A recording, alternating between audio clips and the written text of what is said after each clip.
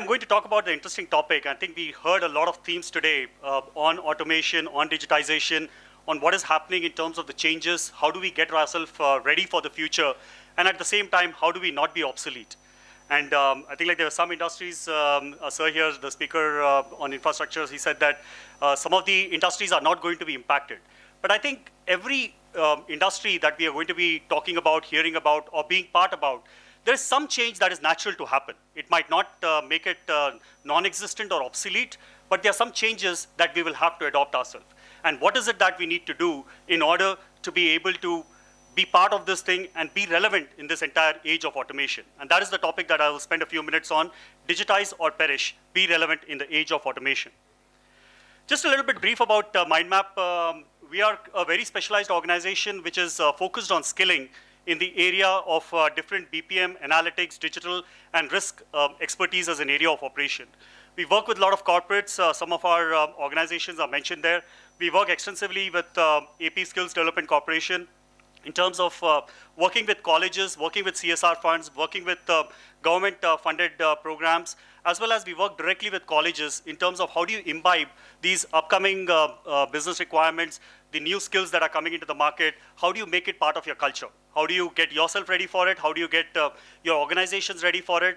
And how do you make your students be ready for this type of skill set that is coming into the market space? We have done more than 10,000 people trained last year. We have taken a vision of how do we get about 1 lakh students ready for this new roles and new job profiles by 2020. So let's get to the topic, automation.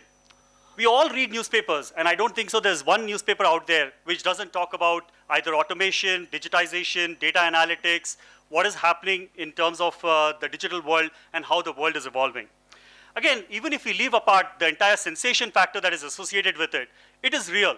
It is real that the world is going to change, and in fact, it is already changing. There are topics which are about the joblessness, the millions of jobs that are at risk, the anxiety that everyone is feeling about joblessness, the redundancy of what was our past expertise.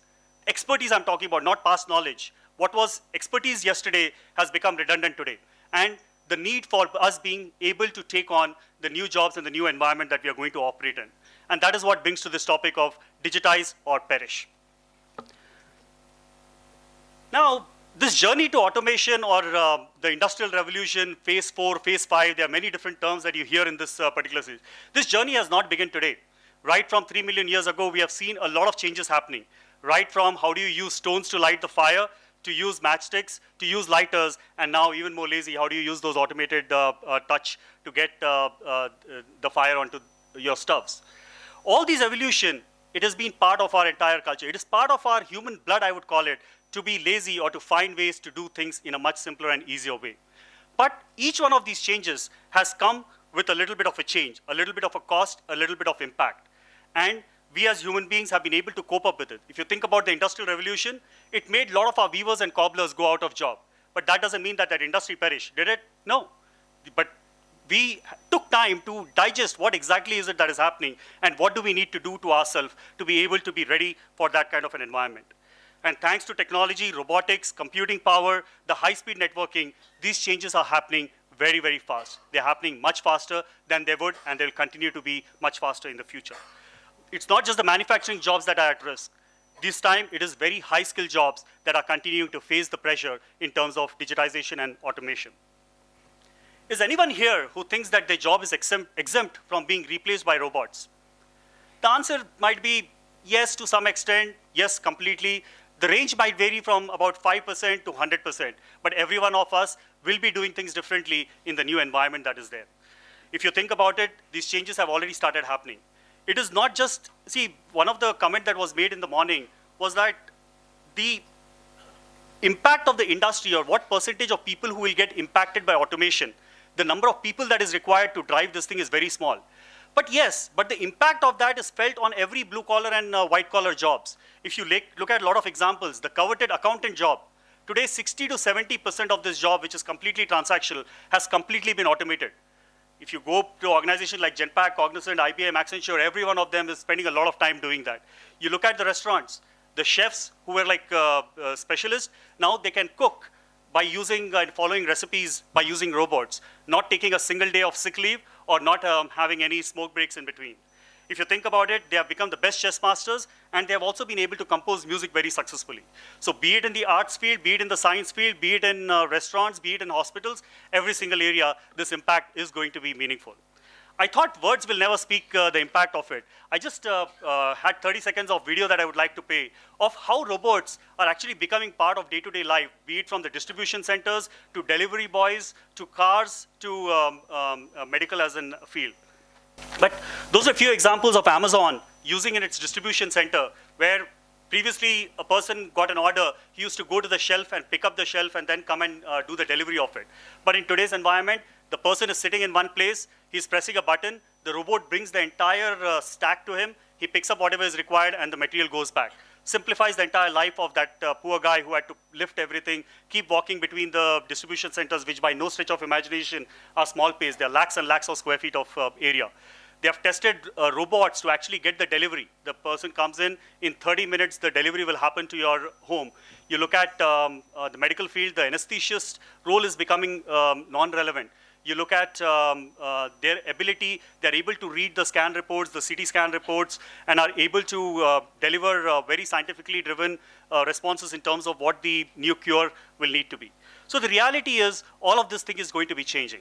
And I know when I started this entire understanding a little bit more about automation, I was like, I'm getting confused with all of these things about what is RPA, what is automation, what is robots, machine learning, deep learning, artificial intelligence, IoT. There are hundreds of terms and terminology. But I found one article which was very beautifully, simplistically kind of giving the view of what this entire digitization is all about. The entire foundation to this thing, the level one, is the traditional robotic process automation. This is where what I would call the repetitive, rule-based transactions are what are automated. The reality is 90% of the efforts that is happening today, this is where it is. This is a really proven technology, and this is the best return on investments that the organizations are facing. If I have to place my bets, next 5 to 7 years, the entire effort will be at that base foundation level. Once the foundation has been created, the next level, the level 2, what we call the cognitive robotic process automation. Here, it actually starts using what they call the machine learning. What machine learning does, it helps it understand the context, the patterns, by repetitive exposure to something. This way, they can actually look at all the pieces which are related to scanned images, being able to understand unstructured data at email, and try to make decisions. And then the peak of it will be what is called the artificial intelligence. This is where they start mimicking what the human intelligence is all about. Start looking at non-routine, judgment-based, decision-making kind of roles. In my view, the number of roles are smaller in there, but the impact is huge. But I think this is at a very cursory stage of development right now. It will still take a few years for it to become mainstay. So what does this mean? What is the impact that we are seeing from this thing in our entire thing? We've been working with a lot of organizations and colleges. There are like 2 levels, 3 levels of this thing. I'll just take 30, 40 more seconds. The foundation is the data management, the entire data governance. The data is becoming very critical because that is becoming core to strategy. So how do you do the data governance piece? How do you actually do the entire analytics, the reporting, the visualization piece of it? The automation is the level 3, the automation, the IoT, the blockchain technologies. These are all the upcoming technologies that organizations are right now starting to build their foundation level knowledge, the broad-based capability building, getting the organization exposed through various different channels. And that is what brings to my, what is it that organizations, the colleges, the universities, the corporates, the aspirants, that they are doing in this space.